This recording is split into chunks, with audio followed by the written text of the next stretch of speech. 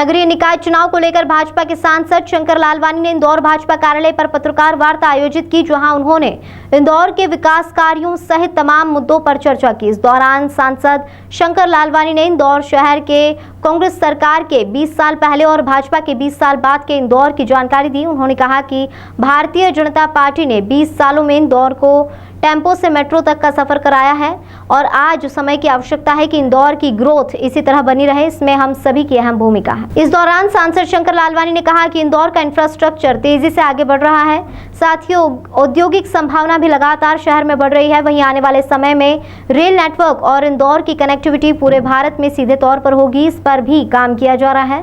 सांसद शंकर लालवानी ने कहा कि इंदौर देश के हृदय मध्य प्रदेश के मध्य में स्थित है, जिसके कारण आने वाले समय में इंदौर की रेल कनेक्टिविटी पूरे देश से जुड़ जाएगी। साथ ही देश में high speed train metre gauge से ब्रॉडगेज में परिवर्तित किया जाएगा। वहीं उन्होंने भाजपा के वरिष्ठ नेत्री और लोकसभा पूर्व अध्यक्ष सुमित्रा महाजन को लेकर कहा कि इंदौर का विकास उनके नेतृत्व में प्रारंभ हुआ था, उसी को आगे बढ़ाने के साथ साथ इंदौर को देश की पहले स्मार्ट सिटी बनाने का संकल्प लेकर भारतीय जनता पार्टी काम कर रही है। और दूसरा आती है इंफ्रास्ट्रक्चर और कनेक्टिविटी। मूलभूत सुविधाओं में हम तेजी से काम कर रहे हैं। हमने देखा है कि सड़क हो, पानी हो, स्ट्रीट लाइट हो, बिजली हो, साफ सफाई हो, इन सभी योजनाओं पे पिछले 20 वर्षों से लगातार काम हो रहा है। और शहर तेज़ी से कब बढ़ता है? जब इंफ्रास्ट्रक्चर अच्छा होता है। तो हमने देखा है कि किस प्रकार शहर में इंफ्रास्ट्रक्चर बढ़ा है और इसके साथ साथ इस शहर के विकास के लिए कनेक्टिविटी भी अच्छी हो।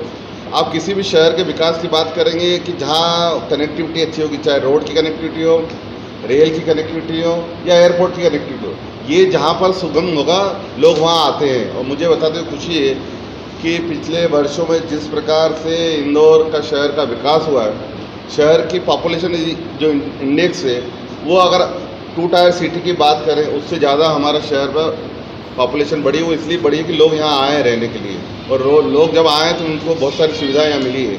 और मूलभूत सुविधाओं के साथ साथ जो मैं बात कर रहा था कि एक इंफ्रास्ट्रक्चर और कनेक्टिविटी को लेकर, अगर हम बात करें कनेक्टिविटी को लेकर इंफ्रास्ट्रक्चर की, तो मेरे पूर्व के महापौरों ने आपके बीच में विषय रखा होगा। कनेक्टिविटी को अगर बात करें तो हम 3 कनेक्टिविटी मूलतः रहती है जो कि केंद्र सरकार से भी संबंधित रहती है। एक रहती है रेलवे, दूसरी रहती है रोड और तीसरी फ्लाइट हवाई।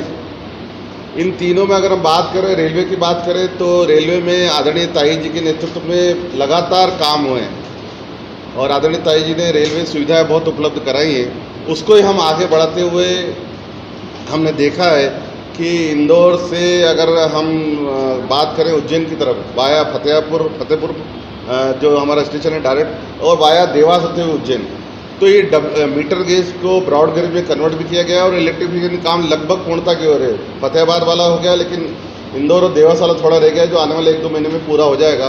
तो जब ये कनेक्टिविटी जो ब्रॉड गेज और इलेक्ट्रिफिकेशन है, इसमें जो ट्रेन जाएगी उसमें समय भी कम लगेगा, और जो फास्ट ट्रेन की बात आ रही है कि अब इंदौर से जो चलने वाली है वो इसमें रहेगी। दूसरी बात करें, इंदौर दाहोद का काम बीच में किसी कारणवश रुक गया था, लेकिन अब वापस टेंडर प्रक्रिया प्रारंभ हो गई। तो इंदौर दाहोद वाला काम बहुत तेज़ी से प्रारंभ हुआ है और मुझे विश्वास है कि 2 वर्षों में ये काम पूरा होगा। तो इंदौर दाहोद से हम जो मुंबई की कनेक्टिविटी है वो बहुत तेज़ी से आगे बढ़ेगी। तीसरा है हमारा इंदौर से खंडवा और खरगोन। हमने देखा आगे तो काम चल रहा है, मऊ तक काम हमारा हो गया है। मऊ से सनावद वाला जो काम है उसको लेके जो इशू था, खास करके ग्रेडियंट को लेके इशू था, क्योंकि इसमें